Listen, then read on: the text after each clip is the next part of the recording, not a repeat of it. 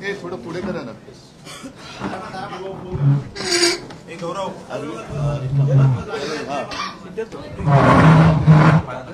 नाही बघ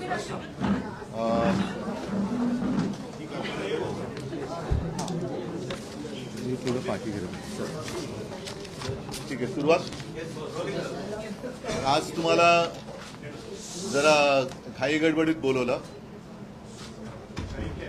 तशी आजची प्रेस कॉन्फरन्स म्हटलं तर 5 मिनिटात संपेल, पण जो मुद्दा मी आपल्या माध्यमातून जनतेसमोर नेऊ इच्छितोय तो जनतेच्या भवितव्याच्या, देशाच्या लोकशाहीच्या भवितव्याचा आहे आणि तो अत्यंत महत्त्वाचा आहे. म्हणूनच मी आपल्याला आज इकडे येण्यासाठी थोडीशी एक तसदी दिलेली आहे. आपण सगळेजण जाणता, आज आहे 9 तारीख, 9 जानेवारी. उद्या आहे 10 जानेवारी. सुप्रीम कोर्टात जी काय आमची केस सुरू आहे, मी दसऱ्याच्या माझ्या भाषणात सुद्धा म्हटलं होतं, ही केस केवळ आमच्यापुरती नाहीये, तर ही केस किंवा हा जो काय खटला आहे किंवा हे जे काय प्रकरण आहे ते देशामध्ये लोकशाही जिवंत राहणार आहे की नाही हे ठरवणारा हा निकाल असणार आहे. आणि आपण पाहतात की साधारणतः गेले 1.5-2 वर्ष त्याच्यावरती चर्चा, चरवण, सुनावण्या, साक्षी म्हणा किंवा उलट तपासण्या, फेर तपासण्या सुरू आहेत. साधारणतः गेल्या एप्रिल किंवा मे मध्ये सर्वोच्च न्यायालयाने आपलं निरीक्षण किंवा आदेश देताना एक रिझनेबल टाइममध्ये याचा निकाल लावावा अशी एक सूचना महाराष्ट्राच्या विधानसभेच्या अध्यक्षांना ट्रायब्युनल म्हणजे लवाद म्हणून केली. आता या रिझनेबल टाइमला काही आगापीच्या किंवा असं काही त्यांनी मर्यादा टाकलीच नव्हती. त्याच्यानंतर गेल्या 31 डिसेंबर ही त्यांनी तारीख शेवटची दिली होती. ज्या पद्धतीने ही एकूण सुनावणी चालली होती त्यांच्या समोर, तेव्हाच आमच्या लक्षात आलेलं की हा वेळकाढूपणा चाललेला आहे. 31 डिसेंबर जवळ आल्यानंतर अचानक लवादाने सांगितलं आम्हाला वेळ वाढवून पाहिजे आणि ती वेळ सर्वोच्च न्यायालयाने, कारण हा अधिकार त्यांचा आहे, 10 जानेवारीपर्यंत दिली. आता उद्या 10 जानेवारी, माझी अशी अपेक्षा आहे की उद्या 10 जानेवारीला रात्री 11:59 आणि 59 सेकंदापर्यंत ते वेळ खेचतील आणि त्याच्यानंतर सुद्धा आणखीन वेळ काढूपणा करण्याचा ते प्रयत्न करतील. हे सगळं जरी अपेक्षित असलं तरीही एक गंभीर गोष्ट आम्ही सर्वोच्च न्यायालयात नमूद केलेलीच आहे. ती आज आपल्या माध्यमातून मी जनतेच्या न्यायालयात नमूद करू इच्छितो. असं आजपर्यंत कधी झाल्याचं माझ्या तरी ऐकिवात नाही आणि हे उघड उघड घडलेलं आहे महाराष्ट्रामध्ये. लवाद म्हणून आपल्या विधानसभेचे अध्यक्ष महोदय तिकडे जे काही बसलेले आहेत त्यांनी 2 वेळेला, मग ते इलिगल असतील काही असतील, पण मुख्यमंत्री यांना घरी जाऊन ते भेटले. एकतर विधानसभा अध्यक्ष मुख्यमंत्र्यांना असं जाऊन भेटू शकतात का, हा भाग वेगळा झाला. पण आता ते ज्या भूमिकेत आहेत त्याचा अर्थ असा की न्यायमूर्तीच आरोपीला जाऊन भेटलेत आणि एकदा नाही 2दा, काल परवाकडे तर भेटलेलेच आहेत. पण हे आणखीन काही, ही शेवटची संधी म्हणून ही 30 ही काय तारीख आहे, 18 ऑक्टोबरच्या सुमारातली आहे. आणि ही भेट कधी झाली होती, आजारी नार्वेकर अचानक वर्षावर, म्हणजे 2 वेळा आतापर्यंत ते आरोपीला भेटलेले आहेत. आरोपीला ते भेटतात इकडे, न्यायमूर्ती आणि आरोपी दोघांचे फोटो आहेत त्याच्यामध्ये, कारण आमच्या दृष्टीने ते आरोपीच आहेत. आम्ही त्यांच्यावरती अपात्रतेचा गुन्हा किंवा खटला दाखल केलेला आहे आणि त्याच्याबद्दल आम्हाला न्यायाची अपेक्षा आहे. आता हे जर न्यायमूर्ती आरोपीला घरी जाऊन भेटत असतील तर यांच्याकडनं उद्या आम्ही कोणत्या निकालाची आणि कसल्या न्यायाची अपेक्षा करावी, हा एक महत्त्वाचा प्रश्न आहे. आज मी आपल्याकडे येण्यापूर्वी आपल्या राज्यातले ज्येष्ठ कायदेतज्ञ उल्हास बापट यांनी आज लोकशाही चॅनेलला, कदाचित आपल्याही चॅनेलला मुलाखत दिली असेल, त्यांनी त्यांचं मत नोंदवलेलं आहे. ते मी आपल्या माध्यमातून तमाम जनतेला सांगतोय की आपण आवर्जून ते पहा. युट्यूबवरती ते आहे, लोकशाही चॅनेलवरती उल्हास बापट ह्या ज्येष्ठ कायदेतज्ञांनी, कायदे अभ्यासकांनी आपलं मत हे मांडलेलं आहे ह्या विषयावरती आणि त्यांनी म्हटलेलं आहे की ज्या खटल्याचा निकाल खरं म्हणजे 2 महिन्यात लागायला पाहिजे होता त्याला 2 वर्ष लागत आहेत। याच्यामध्ये हा वेळकाढूपणा आहे आणि त्याच्या पुढे ते असं म्हणतायत की कदाचित अध्यक्षांवरती म्हणजे लवादांवरती एक तर दबाव असेल किंवा ते त्या याला म्हणजे तेवढे कार्यक्षम नसतील, याच्यापैकी एक अर्थ काढू शकतो। एवढा वेळ खेचत चाललेत। थोडक्यात काय की ज्या पद्धतीने ह्या सगळ्या केसची हाताळणी चालू आहे याच्यामध्ये आता लोकशाहीचा खून होतोय की काय अशी परिस्थिती निर्माण झालेली आहे आणि म्हणून सर्वोच्च न्यायालयाला आम्ही विनंती तर केलेलीच आहे। त्यांच्या समोर हे यांच्या ज्या काही भेटीगाठी आणि उघड होत आहेत, आरोपीला भेटतात उघड, न्यायमूर्ती आरोपीला भेटतात, हे उघड भेटत आहेत। तर जो न्यायमूर्ती आरोपीला भेटू शकतो ते उद्या त्यांच्याकडनं काय निकाल लागेल ह्याची कल्पना जनतेला आली असेल। आम्ही शेवटी जनतेच्या न्यायालयात लढणारी लोक आहोत। सर्वोच्च न्यायालयाला सुद्धा आमची हीच विनंती आहे की हे सगळं डोळ्यादेखत घडतंय। आपण सर्वोच्च आहात, एक व्यक्तींची एक ओळख असते।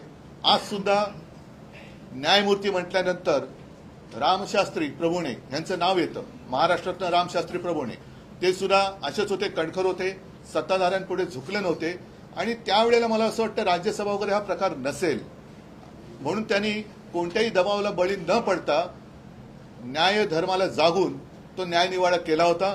आमची अपेक्षा आणि आशा सर्वोच्च न्यायालयाकडे तर आहेच आणि त्याच्या बरोबरीने जनतेच्या न्यायालयाला सुद्धा आम्ही ही गोष्ट निदर्शनास आणू इच्छितो।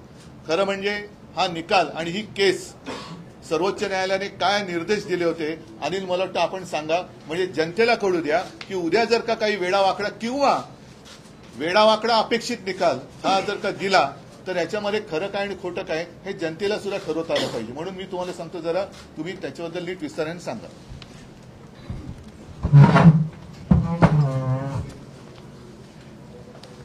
आपल्याला माहीतच असेल मे 2023 मध्ये जे डिस्क्वालिफिकेशन पिटिशन आम्ही फाईल केलं होतं आणि सुभाष देसाई साहेबांनी जो अर्ज केला होता यावर सुप्रीम कोर्टाने जो निकाल दिला होता या निकालात काही प्रमुख मुद्दे दिले होते आणि सुप्रीम कोर्टाने हे प्रकरण अध्यक्षांकडे सुपूर्द करताना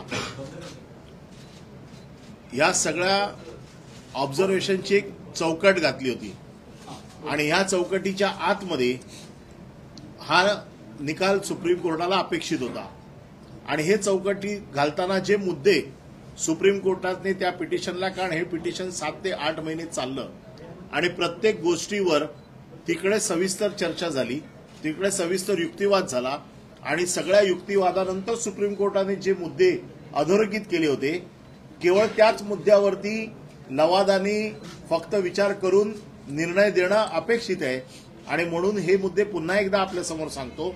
सुप्रीम कोर्टाने जे निकालाचे मुद्दे दिले होते त्याच्यात 119 नंबरला जो मुद्दा होता ज्याच्यामध्ये भरत गोगावलेंची प्रतोत्पत्ती केलेली नियुक्ती ही त्यांनी बेकायदेशीर आहे असं म्हटलं होतं। त्यामध्ये त्यांनी असं म्हटलं होतं, विधानसभा अध्यक्षांनी शिंदे गटाच्या मंजूर केलेल्या ठरावाची दखल घेतली परंतु राजकीय पक्षाने अधिकृत केलेला नक्की प्रतोद कोण हे तपासण्याचा एकदाही प्रयत्न केला नाही। अशा परिस्थितीत अध्यक्षांनी राजकीय पक्षाच्या नियमांच्या आधारे स्वतंत्र चौकशी करून शिवसेना पक्षाने अधिकृत केलेल्या प्रतोदाची ओळख करून घ्यायला हवी होती। त्यामुळे अध्यक्षांनी 3 जुलै 2022 रोजी नियुक्त केलेल्या श्री भरत गोगावले यांची प्रतोदपदी केलेली नियुक्ती ही बेकायदेशीर आहे। आपल्याला माहिती आहे की सुप्रीम कोर्टाने सांगितलं होतं की प्रतोद कोण हे ठरवणं गरजेचं आहे, पण त्याच्याबरोबरच त्यांनी हे पण म्हटलं होतं की हे बेकायदेशीर आहे। आता फक्त लवादाला हे तपासायचं होतं की हे कायदेशीर म्हणजे बेकायदेशीर आहे हे कशाच्या आधारावरती आहे, कारण ज्या वेळेला फूट घडली त्यावेळेला पक्ष कुठला होता, त्यावेळेला त्यांचा प्रतोद कोण होता हे तपासायचं होतं आणि त्यामुळे एकदा जर प्रतोदाची नेमणूक सुप्रीम कोर्टाने बेकायदेशीर ठरवलेली आहे, आता आम्हाला उद्याच्या निकालात बघायचं आहे की त्याच प्रतोदाला हे लवाद सुप्रीम कोर्टाचे आदेश डावलून त्याला कायदेशीर करणार आहेत का, नंबर 1। दुसरा नंबर आहे 222 ज्याच्यामध्ये अजय चौधरी यांची गटनेता म्हणून जी शिवसेना पक्षाने नेमणूक केली होती ती त्यांनी वैध ठरवलेली आहे। म्हणजे पक्षाचा गटनेता हा देखील त्यांनी वैध ठरवलेला आहे। म्हणजे गटनेता आणि व्हीप या दोघांनाही सुप्रीम कोर्टाने मान्यता दिली आहे. त्याचबरोबर त्यांनी असं पण म्हटलेलं आहे की उपाध्यक्षांच्या समोर 2 गट पडल्याचे कोणतेही पुरावे नसल्यामुळे ठरावावर कुठलीही शंका घेतली नाही. ठरावावर ठाकरे यांची पक्षाध्यक्ष म्हणून सही केलेली आहे व प्रतोद व गटनेते निवडायचे सर्व अधिकार 2019 साली श्री ठाकरे यांच्याकडे देण्याचा ठराव करण्यात आला होता. याचा अर्थ असा आहे की ठाकरे यांनी शिवसेना पत्रव्यवहार केला होता. त्यामुळे उपाध्यक्षांनी श्री चौधरी यांची एकनाथ शिंदे यांच्या जाली केलेली निवड ही वैध ठरते. हे सुप्रीम कोर्टाचं ऑब्जेक्शन आहे, ऑब्झर्वेशन आहे, हे आमचं नाही आहे. आणि जेव्हा सुप्रीम कोर्ट एखादं म्हणतं, एखादी गोष्ट अधोरेखित करून पाठवतं, त्यावेळेला लवादाला सुप्रीम कोर्टाच्या आदेशावरती किंवा ऑब्झर्वेशनवरती त्याच्या वेगळा निर्णय देता येतो की नाही हे उद्याच्या निर्णयात आम्हाला बघायचंय की काय होणार आहे.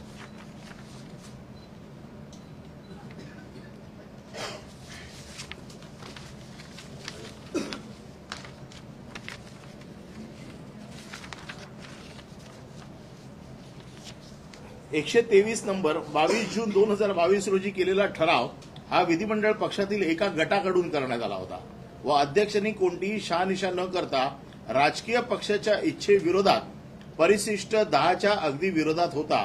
त्यामुळे अध्यक्षांनी शिंदे यांची केलेली निवड ही अवैध ठरते. हे सुप्रीम कोर्टाचं ऑब्झर्वेशन आहे, हे सुप्रीम कोर्टाने म्हटलेलं आहे.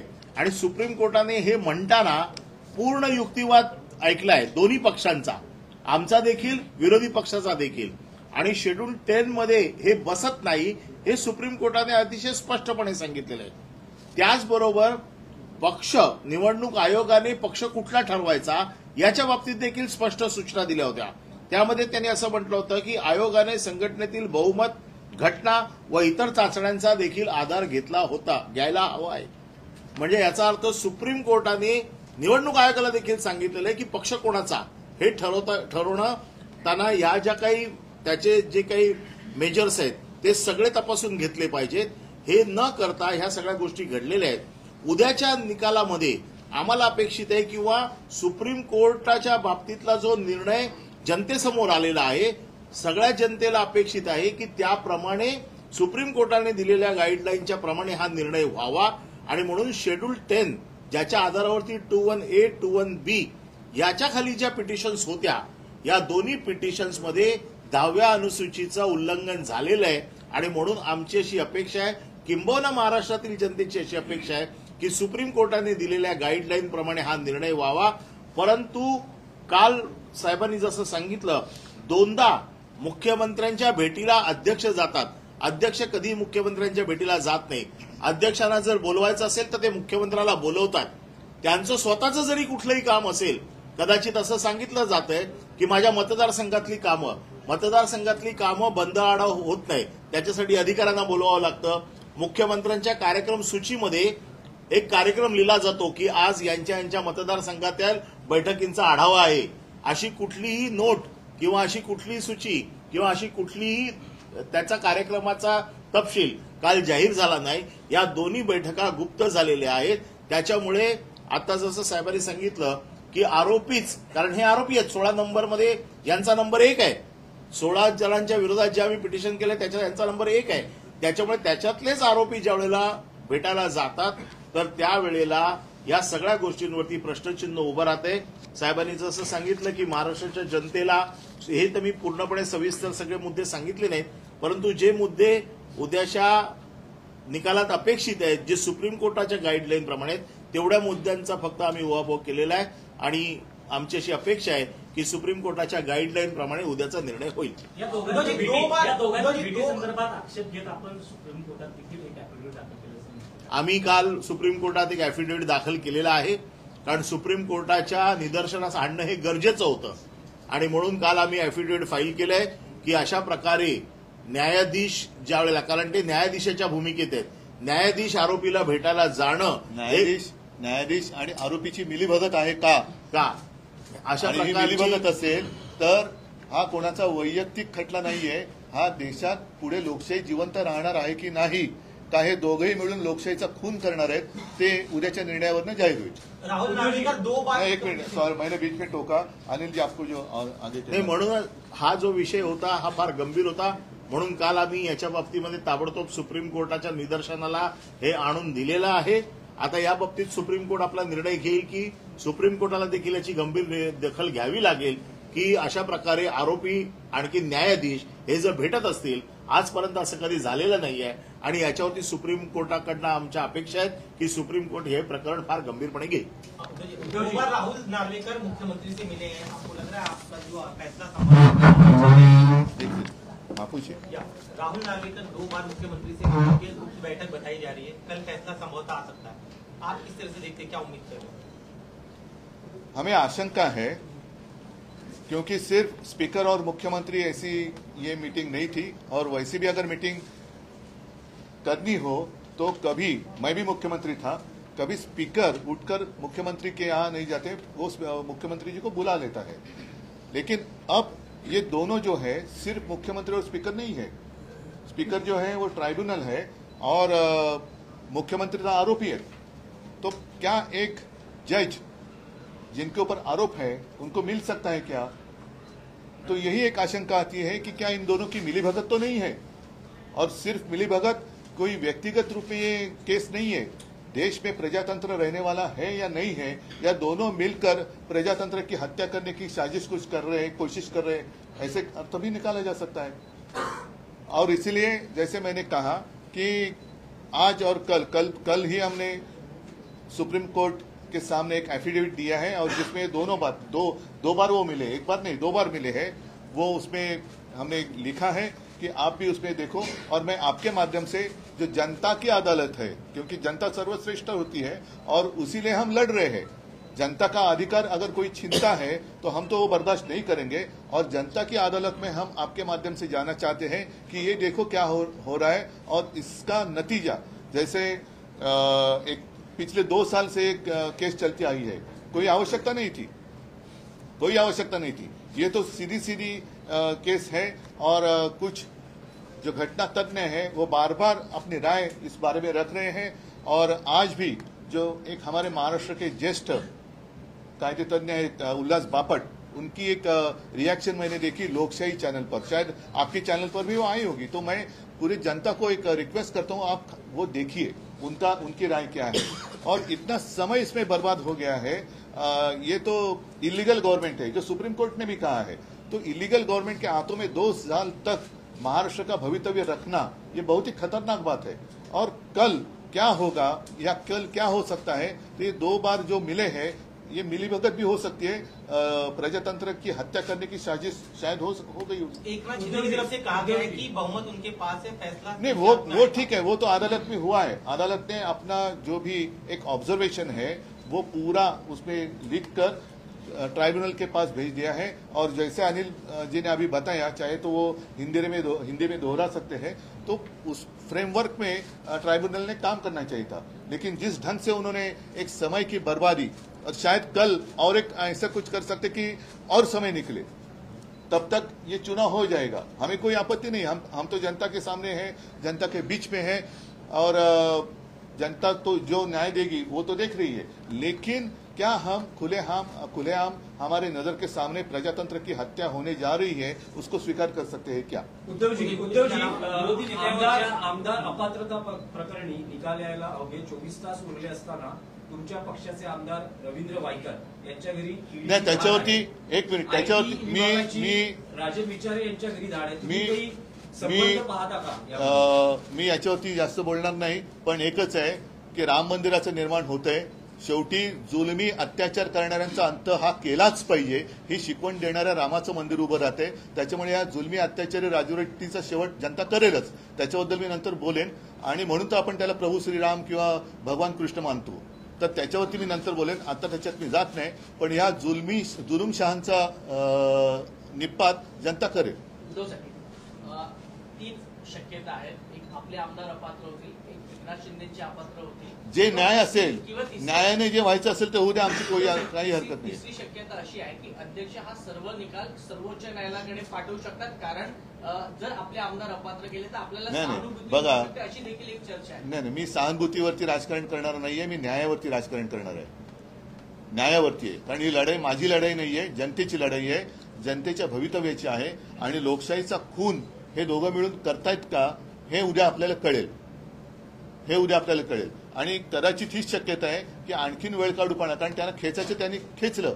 उद्या 4 वाजता ते निकालाचं वाचन करायला सुरुवात करतील आणि मला असं वाटतं की रात्री 11:59 आणि 59 सेकंदाच्या वेळेला ते कदाचित ते वाचतील. जसं त्यांना वरनं आलं असेल नसेल मला माहिती नाही, तसं ते वाचतील आणि पुन्हा एकदा सुप्रीम कोर्टात जाऊन आणखीन वेळ काढावा अशीच त्यांची अपेक्षा आहे. कारण कायद्याच्या आधारे ते लढूच शकत नाहीत. घटनेचा आधार घेतला तर ते लढूच शकत नाही, पण घटना मोडीत काढण्यासाठी म्हणून आणखीन काही ते करतायत का हे उद्या पाहावं लागेल. आणि म्हणून मी वारंवार सांगतोय की सर्वोच्च न्यायालयात आम्ही काल एक ॲफिडेव्हिटद्वारा हे नमूद केलेलं आहे. आज आपल्या माध्यमातून मी जनतेच्या न्यायालयात सुद्धा हे नमूद करू इच्छितोय. प्लॅन बी काही आपण केलाय का? जर आपल्या आमदारांना अपात्र केलं तर काही प्लॅन बी? नाही, प्लॅन बी वगैरे नाही. पहिलं प्लॅन बी सी डीचा अर्थ जाऊ द्या, पण पहिला लोकशाहीचा खून होतोय का आणि तो आपल्या डोळ्यात देखत दिवसाढवळ्या जर का होणार असेल तर मग रामाची जी शिकवण आहे तुम्ही आता म्हणालात की अत्याचाराचा आणि जुलुमशाहीचा अंत आपल्याला करावा लागेल आणि त्यासाठी निवडणुका येत आहेत. ठीक आहे, चलो हा, धन्यवाद सगळ्यांना, आभारी आहे. जय महाराष्ट्र.